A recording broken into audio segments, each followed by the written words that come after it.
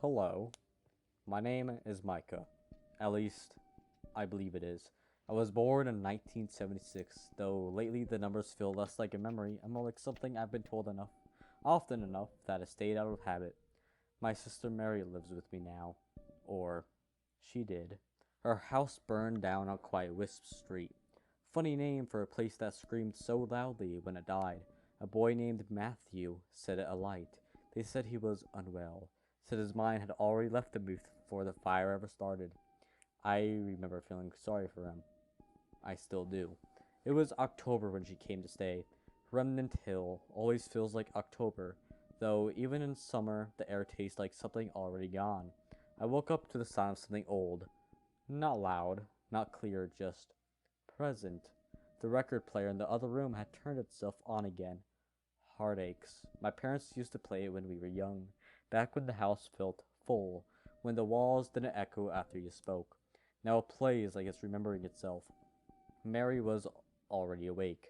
She sat on the couch, back curved, hands folded too neatly in her lap, staring into a television that wasn't on. The screen wasn't black, it was waiting. She was humming, not quite a song, more like the outline of one, like her voice remembered where the notes should go, but not what they were. I stood there for a while before speaking. I didn't want to interrupt whatever she was listening to. Then she turned, slowly. "Oh," she said, her voice thin and careful, like it might tear. "There you are." A small smile, uncertain. "I thought you were the little one again." The one with the red shoes. She squinted at me, trying to place me somewhere I no longer fit. "He used to run through the hallway, you know, back when the walls were warmer." She tilted her head, listening. There was nothing there, but she listened like something was trying very hard to be heard. "Do you hear that?" she asked softly. "Your mother's playing that song again." A pause. She always plays it when it's going to snow." Another pause. "Or when something is ending." Her smile faltered. I can't remember which anymore." "I'm right here, Mary," I said, stepping closer. Her hands were cold when I took them. Not the kind of cold that comes from the air, the kind that comes from something leaving. She looked down at her hands like they belonged to strangers. "I can't remember your name," she whispered. It sounded like a confession. "I keep losing the edges of things. And your name." She swallowed. "It slips like water. I hold on to it and it just goes." My throat tightened. "I remember yours," I said. She nodded politely, like I had told her something nice but unimportant. "Have you fed the cat?" she asked suddenly. We had never owned a cat. "We don't have one, Mary." She frowned, not at me, but at the space behind me. "Yes, we do," she said gently.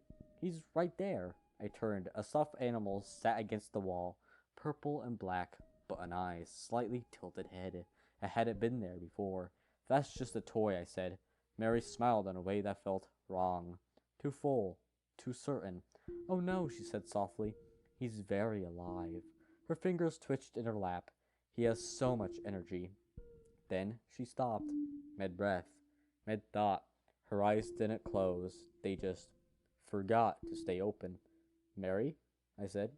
No response. "Mary?" I shook her gently. Her mouth opened slightly, and something thick and purple spilled out. Not fast, not violent, just steadily, like something inside her had melted. It dripped onto the rug, dark, wet, and wrong. The smell was faint, sweet, and rotting. At the hospital they spoke in quiet voices, gloves, masks, distance. "We've never seen anything like this," one of them said. They wouldn't touch it directly. "It burns," another added. "Whatever it is, it reacts." I remember laughing. I don't know why. "You're joking," I said. They didn't answer. Her funeral was small, just me. The ground on Remnant Hill feels softer than it should, like it's been turned over too many times, like it remembers every name it swallowed. I stood there for a while after they lowered her, waiting for something. "Anything?" "Micah?" The voice didn't come from behind me or in front of me. It came from somewhere I couldn't turn toward. You said her name like it still belonged to someone. I turned anyway, behind a tree. Something stood, tall, too tall. A purple-black shape stretched into something resembling a cat, its body thin and wrong, like it had been pulled into existence. A black top hat rested on its head. There was a letter on it, A. Its face tried to settle into something familiar. It couldn't. You were the one Mary saw, I said. It smiled. Yes. A pause. It was pleasant, watching her come apart. Why, I asked. My voice sounded far away. She was my sister. The thing tilted its head. Family. It said the word like it was tasting it. I remember that. A faint, hollow chuckle. I think it used to be warm. Its face shifted. Almost human, almost kind. Your sister kept saying it over and over, like if she repeated enough, it would stay. The smile widened. It didn't. The world around us felt thinner, unfinished. Words don't hold, it said softly. They thin out. They fray. They forget what they mean. It stepped closer. I didn't hear its footsteps. Siblings share, Micah. Its voice slipped, just for a second, into Mary's. She wanted to share with you. Something in my chest tightened. What? The place she's going, it whispered. The place where everything goes when it's forgotten. A pause. You've heard of it. Its grin stretched too wide. The Bermuda Triangle of the mind. I felt dizzy. The sky above me flickered, static. I don't. You will. I fell. Not down, not forward, just out. There was something in my mouth, thick, warm, and dripping. A distant song hummed somewhere. Heartaches, heartaches. Hello?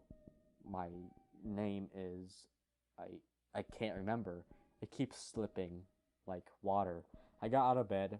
I think it was my bed. The hallway stretched longer than I remembered. Or maybe I didn't remember it at all. Something sat at the couch, a shape, humming, facing a television that wasn't on. I stepped closer. It vanished. Outside, the air felt correct. A graveyard stood where I didn't remember one being, but it felt right, like it had always been there, like I had always been walking toward it. I found a grave. The name was blurred, not scratched out, not erased, just forgotten. Do I know you? I asked. Something in my head stirred, then sank again. Micah, isn't it? I turned. A man stood behind me, smiling. I can't remember, I said. That's all right, he replied. You will forget again soon. I went back home, or somewhere like it. I lay down. I slept. I woke to humming, familiar, old. Heartaches. In the corner of the room, the cat. Purple, black, smiling. Its eyes didn't blink. It sang softly. Its voice flared like many voices trying to be one. Heartaches. Heartaches. My loving you, they're only heartaches. I stepped closer. Closer.